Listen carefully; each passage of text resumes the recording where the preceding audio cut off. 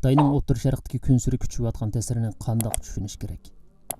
Xitoyning Saudiya Arabiston bilan Iran o'rtasidagi atalmish murassachisiga ergashib mangan taraqqiyot yo'nalishidagi ommaviy diplomatiyasi odatdagi tashviqot uslubi bilan qaymoqib turadigan ziyorat va tashabbuslarini o'z ichiga oldi.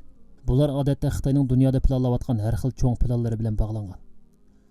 Davlat igidorchiligidagi Yer shari vaqt gazetining hozir Shi madaniyati deb atalishi Amerikaning strategik parvozsizligi va Yevropaning ta'siri cheklik bo'lganlikdan O'rta Sharqda bir bo'shliq bor degan gap so'zlarmi bu so'zlarni kuchlantirdi. Bu ziyorat va gap so'zlardan Xitoyning O'rta Sharqdagi asosli rolchiga aylanganligidek qarashga kelish kishini qoyil qiladi. Alohida diqqat qilishga arziydigani shuki, rayondagi nurg'un to'qnashlarga aralashmasdan har qaysi taraflar bilan munosabat o'rnatishga rozi bo'lgan Xitoy iqtisodida shundaqla rayonning jug'rofiyalik siyosatida texmi cho'ng rol o'ynashni tashabbus qilishga boshladi. 2019 burun Xitoy Davlat bexatarlik ministrligi oldingi qatordagi jug'rofiyalik siyosiy aqllar ambiri bo'lgan Xitoy hozirgi zamon xalqaro munosabatlar instituti bilan ko'p yillik uchur almashtirish natijasida Suriyadagi ichki urushga munosabatlik Sham yo'lini kim kontrol qilsa qilsin biz uni bo'ysundiramiz degandek so'zlarni yoki g'arbga siz buzdingiz siz o'ngshaysiz deb yig'inchoqlashga bo'ladigan uchurlarni anglag'ili bo'ladi. Yaman bo'lsa dunyodagi eng chong qurol yarog' nufusi bor qalaymaqon jamiyat deb qaraladi. Xitoy Isroiliya bilan energiya sohasida emas, texnikaga tayangan har qaysi sohalarda un-tunsiz hamkorlik o'rnatdi. Ko'chman xitoylik ishchilar G'azadan itilgan raketaning hujumiga uchraganda hamisha chet eldagi fuqarolarning bexatarligini qo'g'dashga aldiraydigan Xitoy sukut qildi. Yaqinqi o'tmishdimi Xitoy bilan Iroq o'rtasidagi nurg'un energiya va qatnash ul aslahalari savdosi butunlay savdo asosida elib berilgan bo'lib, Xitoy shirkatlari xizmat tamomlanib bu davlatdan ayrilgan. Xitoy bilan arab dunyosining munosabatidagi yangi davr. Gerçi mushundaq bo'lishiga qaramay xalqaro munosabatlar institutining o'xshash vositalarining biri bo'lgan hozir Xitoyning arab dunyosi bilan o'rtaq qimmat qarshi va o'rtaq manfaati borligini va ilgari ko'rilib boqmagan yangi davrning Xitoy arab dunyosiga yetib kelganligini o'ttirib qo'ydi. Bu davrdagi ikki o'yin. Birinchi, ayiblash o'yini. Amerika va G'arb O'rta Sharqdagi xatoliklarning hammasiga doim aniqlama berolmaydi. Yana biri bo'lsa Xitoyning tarafsizlik o'yini. Bu Xitoyning bugungi intayin mujmal tinchlik plani orqali cho'nqur qalamliq krizislarni hal qilishni o'ttirib qo'ygan asosi. O'rta Sharq uchun aytganda Xitoy o'zining shuari sifatida o'ttirga elib chiqqan yarish to'lqini bilan kelgusi taraqqiyotni o'ttirib qo'ydi. Xitoyning amaliy tinchlik murassa qilish xotirasi texim oddiy ko'rilgan bilan takliflari hamisha betaraf emas. 2023 yil 3-oyda Beijingda diplomatik munosabatni asliga keltirish to'g'risida kelishim imzolagan O'rta Sharqdagi ikki raqib Iran Saudiya Arabiston murassasini o'ylashib ko'ring. Iran bilan Saudiya Arabiston o'rtasidagi suhbat Bag'dodda uzundan buyon davom qilayotgan bo'lsa-mu, ammo Iroqdagi hukumatning o'zgarishi bilan uzilib qoldi. Iran Amerika yoki uning ojiz yordamchisi Yevropaning yaxshi niyatini hargiz qabul qila olmaydi. Saudiya Arabistonning taxt varisi bo'lsa, kishilik huquq masalasida Amerikadan yiroqlashdi. Saudiya Arabiston uzundan buyon Iranning himoyachisi Rossiya bilan neft bahosidagi o'rtaq manfaatni asos qilib yiqilishni o'ylashgan. Xitoy Rossiya neftini tunji sotib olg'uchiga aylanganlikdan Beijing bu fursatdan foydalandi. Bu suhbatni muvaffaqiyatli o'tkazgandan keyin Xitoyning O'rta Sharqdagi alohida vakili 2002 yildan boshlab mavjud bo'lib kelgan, ammo azaldan natijaga erisha olmagan tinchlik plani bilan Falastin va Isroiliyaga nihoyat qizg'inlik bilan avatildi. Bu qatimmi faqat Xitoy ilgari o'tirib qo'ygan boshqa takliflarini takrorladi. U Falastinliklar, ya'ni Hamas va Fatah o'rtasidagi yarashni qo'llaydiganligini o'tirib qo'ydi. Amaliyotda Xitoyning Falastinning tinchlik plani Ukraina krizini hal qilish uchun tayyorlangan 12 modellik taklif bilan nihoyat o'xshab ketadigan bo'lib, mazmuni va shakli jihatda bir taraflama qarashdi edi. Shuning bilan bir vaqtda Xitoy Sharq Turkistondagi musulmonlarni bostirish qatorliq barliq muhim masalalarda Falastin milliy organi va Arab ellari ittifoqining qo'llashiga erishdi.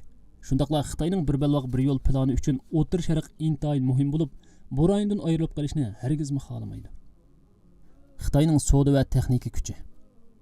Xitoyning haqiqiy kuchi boshqa joyda. Savdo va texnik jihatda har qaysi taraflarni jalb qilish kuchi zo'r darajada oshdi.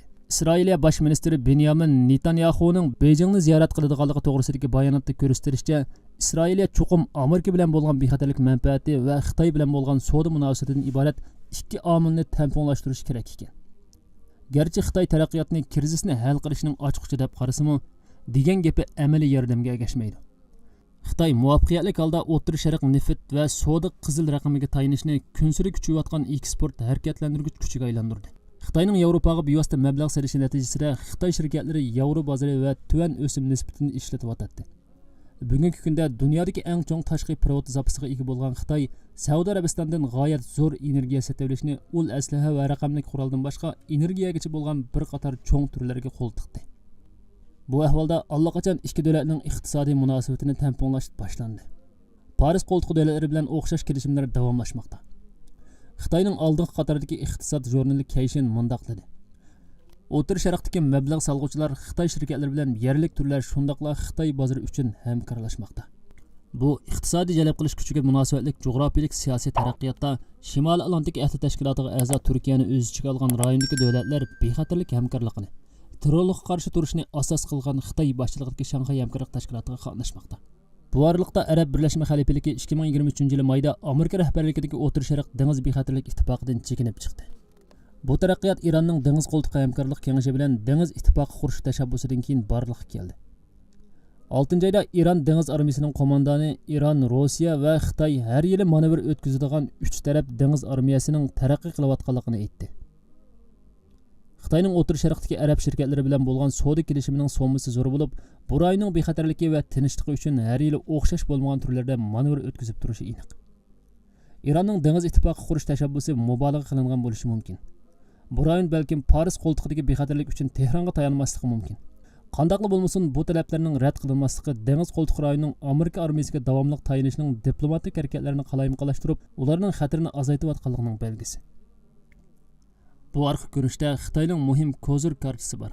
Xitoy Yevropaning Rossiyaning energiyaga qaratgan jazosining ta'sirida zo'r darajada neft va suyuqlantirilgan tabiiy gazni Rossiyadan to'van bahoda sotib olishni oshiryotdi. 2023-yilning 5-ida Rossiya Xitoydagi eng chong neft bilan ta'minlaguvchiga aylandi. Shunga Xitoy Rossiyaning boyliqlari bilan o'zining energiya bilan ta'minlash xavfini azaytish bilan bir vaqtda O'tir Sharqqa ko'rinarli ta'sir ko'rsatadi. Amerika energiya jihatda o'zini o'zi qamday olmasa-mu, Xitoyning Yevropa yoki Yaponiyadan ko'p tanlashlari bor. Xatar yaqinlashdi. Biz Beijingning O'tir Sharq masalasiga qarata so'z sahibi deb ataydigan kunsiri keng tarqalgan gap so'zlarini bir chetga qayirib qo'ysaqmi, bu Roshan diplomatiyaning zarbasi orqali ularning amaliy kuchiga ta'sir ko'rsatadigan bu ogohlantirishlarga diqqat qilishimiz kerak. Shuning bilan birga Xitoyning O'tir Sharqdagi ta'siri kundan kunga eshib beryotdi. Ham bu rayonda Xitoyga bo'lgan qiziqish avj olmoqda.